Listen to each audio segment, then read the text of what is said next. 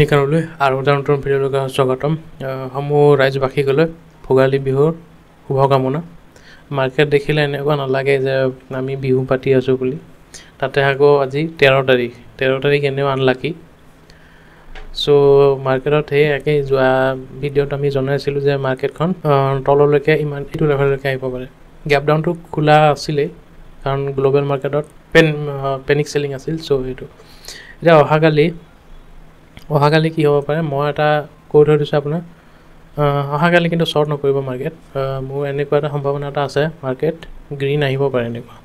আৰু ক'ব নোৱাৰি, যেনেকুৱা শ্বৰ্ট পজিশ্যন বনাইছে, এইটো আকৌ যিহেতু 23,252 ছাপৰ্ট আছিল ন আগতে, তাৰ ওপৰলৈকে মাৰ্কেট গেপ ডাউন খুলি পেলাই ডাঙৰ এটা গ্ৰীণ কেণ্ডেলো বনাই দিব পাৰে। কালি বোধহয় বেছিভাগে ট্ৰেড নকৰিব, কিন্তু আমি অলপমান কল লৈ গৈছোঁ। মাৰ্কেট খুলিব পাৰে এনেকুৱা গেপ ডাউন এৰাউণ্ড 22,960 মানত খুলি পেলাই অলপ তলত আহিব পাৰে। 875ৰ পৰা আকৌ এটা ৰিভাৰ্চেল এনেকুৱা দিব পাৰে। মাৰ্কেটত আৰু এটা বস্তু আছে, কি কয় PCR ৰেচিঅ'। চবেই জানে PCR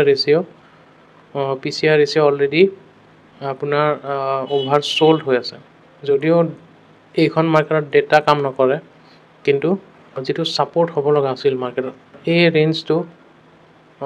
এই ৰেঞ্জটো যিটো আমি এডাল লৈ থৈ দিছোঁ, এই ৰেঞ্জডাল ব্ৰেক কৰি পেলাই এবাৰ তললৈকে যদি আহে, তেনেহ'লে আমি অলপ কল আৰু এড কৰি পেলাই মাৰ্কেটখন ওপৰলৈকে ৰাইড মানে অলপমান বেটিং কৰা টাইপ হ'ব।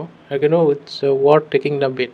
বেংক নিফটিত শ্বৰ্ট ভুলতো নকৰিব। বেংক নিফটিত এইটো ডাঙৰ গ্ৰীণ কেণ্ডেল খোলাই দিব পাৰে।